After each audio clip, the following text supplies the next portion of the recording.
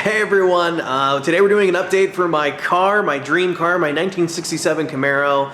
The last episode was quite a few months ago, and now I'm finally ready to share the next one because this next step is a biggie.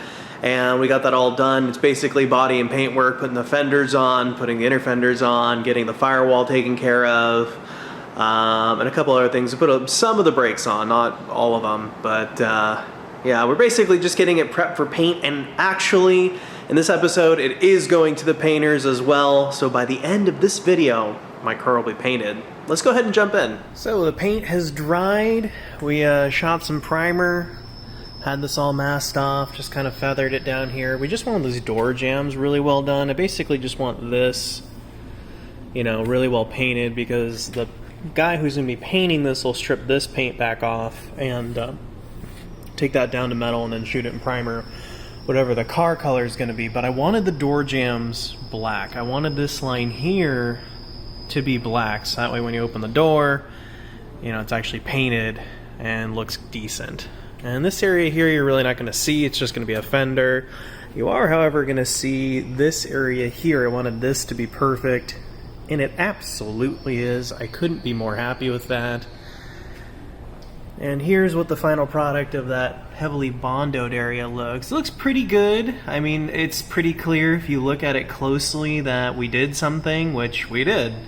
You know, it's very clearly not factory, but I think it turned out pretty darn good. I am very happy with it, especially since we didn't weld anything, we just used some Bondo. And then that line continues over to here, and you can see how nice that looks. I didn't go with Bondo in this crevice here like I originally thought, because the primer filled it in pretty darn good, and I thought putting even more Bondo on here would look kind of shoddy, so we left that how it is, which I'm fine with. We put the power steering box in, looks very good, because we want the car to be able to steer when it's going to paint. And the stock steering coupler didn't work for some reason, so we used the new one. And we'll wrap all this up with plastic. Actually, we'll probably do that today, is wrap these subframe in plastic. We don't want paint getting on that. So, and we did install a subframe with new bolts, which look amazing, and the subframe being back on the car is really, really nice, because that means I'm going to be able to put the wheels on it soon and be able to put it back on the ground and put the fenders on, and then she's off to paint, which would be amazing. So let's get to it. So we're back, and as you can see, everything's going pretty well. Got the upper control arm here. I haven't bolted everything down yet because I don't have the spindles in. I might bolt these in first and then go for it and stuff. But these springs are big block springs, so they're extra stiff, so getting the lower control arm and the upper control arm to meet with the spindle and all the brakes on it is difficult, and it's really stinking heavy, so yeah, might have to figure that one out. I might just take it all apart. I really don't want to, though, because I mean, look how nice it is all together, and then it just goes in the car and I don't have to put it back together. So I gotta figure that out. That shouldn't take very long. And I put the new power steering box in. I can't remember if I showed that in the last episode or not, but here it is in case you missed it. And yeah, the firewall turned out pretty stinking amazingly. I'm actually really happy with it. You know, I just touched up some black spray paint in there where the body mount receiver is, but you know, you're really not going to see in there unless you really put some effort into it, so I'm okay with that not looking absolutely pristine. What I want to look pristine is this, you know, subframe, which it does. It's absolutely incredible. The small block should be out of here this week, and once the small block's out of here, then we can start building the big block, so that's pretty darn exciting. And then for in here, you can see that we went over. I wanted this line here done, but we went over a little bit, and that's okay, because the guy's going to be painting. It's going to, you know, sand all that down anyway, and I think I'm going to have him paint the interior black as well, so everything in here and the dash and all this is all black, so it all matches. And if you're wondering why there's a toolbox in here, it was used as weight ballast because this thing could endo off the lift without that, because that toolbox weighs probably like 100 pounds, probably, maybe a little bit more. But since we got the subframe on, that's kind of superfluous, but the only reason I haven't taken it out is because the lift's in the way and I don't want to hurt myself trying to remove that and dodge the lift at the same time. So that's super cool. So today is going to be the big day where we hopefully get the wheels back on the darn thing and we can start pushing it around, which means we can put fenders on, we can put body panels on, which means I can go to the painters and we can really get this show on the road and we can build the big block. This is a GoPro Hero 7. It's a heck of a camera, has a really good ability to do amazing time lapses. However, when you're too dumb to turn it on, it does none of that. So unfortunately, I didn't capture like building any of this. Here's some photos of like what it looked like when it was done, but I need to kind of jam on this thing to get it ready for paint. So now the front end is basically ready for paint. All I have to do is put on the core support there, hang the fenders, and once it gets back, just go over this carefully with a razor blade. This is just Home Depot moving plastic like we have on the rear end from a previous episode. And yeah, oh, sorry about that, I goofed. But it does look amazing underneath it. You'll see it all again once it's back from paint, which should be in the next couple of weeks here, which I am insanely excited about. But we have another job, and it involves the radiator for today. So we're going to test the fit of the radiator on the core support and see if we need to make the hole any bigger. So let's go ahead and do that. Good news! I have the radiator mocked up here, just holding with 2 bolts on the core support. And you can see that you do not need to hog out a stock core support in order for this monster radiator to fit. It is absolutely perfect. So I'm going to go ahead and take my beautiful radiator back off this core support and prep it for paint, because this obviously can't go back in the car with its Technicolor of paint on it, and like these U-clips, those need to come off and stuff. So but yeah, that's pretty much what it'll look like, the top view from the car. I think there's a plate or something you can put here, but I'm not going to opt for it. I like to see the beautiful welds and stuff. So super cool. So let's get to prepping. Okay, so I started working on this, and the more old paint and rust and stuff I take off of it, the more I realize that this is not in really good shape and not a caliber of part I want to put on my car, so I think I'm just going to order a new one. So we got the fender hung here. First we had to put on the door, and this door fits perfectly. Well, it's brand new from Classic Industries.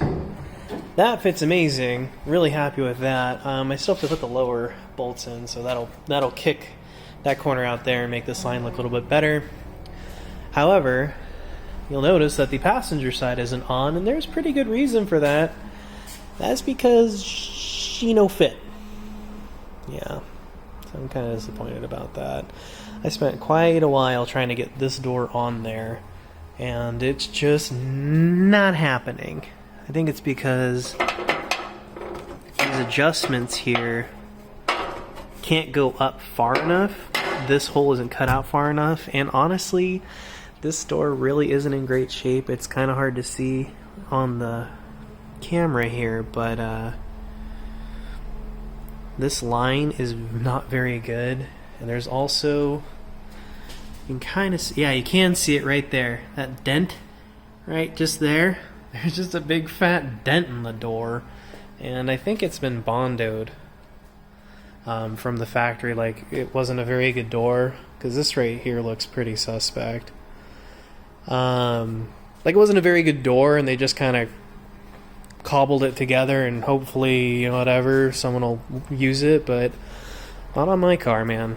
So tomorrow is going to be packing that door up, heading over to Classic Industries, and they said they'd exchange it for me, so let's go do that. So now we've got basically all the front sheet metal on the car, and it doesn't line up exactly as I'd like, but my body guy said he could take care of literally all this and make it look brand new. So I'm going to trust in my body guy, and you should too, because he's the best. I wrapped some plastic here. I need to tape this up. later. I've taped up the firewall. I'm basically getting it prepped so no overspray gets on any pieces I still want black, because I think I'm going to paint the car white. But the interior is going to also be painted black. So that way it stops any rust from developing. I don't see any rust, but you don't know what's developing on the molecular level, so we're going to paint it, stop all that. I took the dash out, which was harder than I thought it was going to be, actually. And I'm sorry I didn't get a lot of this on film. It has been excruciatingly hot recently, so filming without this big fan on has been a big no-no. So I haven't been able to film too terribly much, but nothing super exciting has happened with it just yet. Hopefully we get it to paint this Saturday. It's currently Wednesday, so a couple more days. I've got a little bit more prep work to do, and then this goes to paint on Saturday. This bad boy, my big block, is almost disassembled, and this will be going to the engine machine shop tomorrow on Thursday. So it's a full week, but you can see that we're almost done taking it apart. We just have to take off the harmonic balancer. All the pistons need to come out, and then the mains need to come off as well, and then the crankshaft can come out. And then I forgot, we need to take off the timing cover and the camshaft too. But that's all in the video that is coming out. This video will probably go up, oh, maybe it won't, I don't know. This video is probably going to go up before the video you're watching now, so you probably already know more than I do. Oh, we need to take the engine mounts off too. Those have to come off, but that's easy. You can see it's already been taken off once because washer, no washer. And you can see boxes are disappearing over there because all the fenders and doors are on the car. And we got this door hung. The line is pretty good. I'm pretty happy with it, and it opens and closes perfectly, which is what you want. In the back, which I've shown before, but I'll show it again because Jose did such an amazing job. It's my body guy. Yeah, he did an absolutely incredible job, and that's who I'm taking it to for the front half as well. If the front half turns out half as good as this rear panel, I'll have quite the car.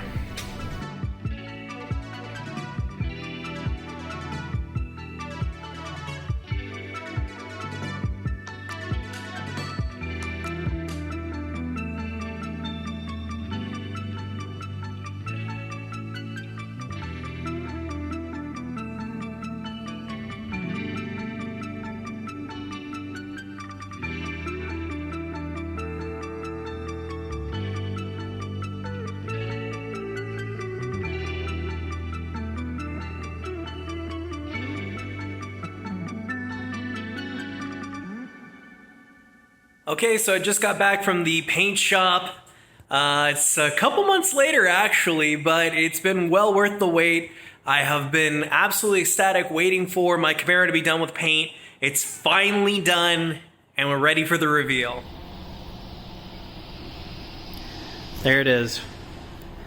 It is painted ermine white and tuxedo black. Those were the paint colors available for this car. I picked white because it came off the factory white, and it looks absolutely fantastic. The guys over at Color Wheel Auto Body and Paint did an absolute amazing job. The paint quality feels incredible. Everything about it is wonderful. You can see I've got the stainless steel springs. Those are a little more money, but I think they look really neat. And it looks amazing. You can't even feel this stripe either. If you put your finger right here and try to feel it, you can't really do it. And all the body lines are absolutely perfect. All the body gaps are absolutely perfect. Everything about it is phenomenal. I couldn't be more excited.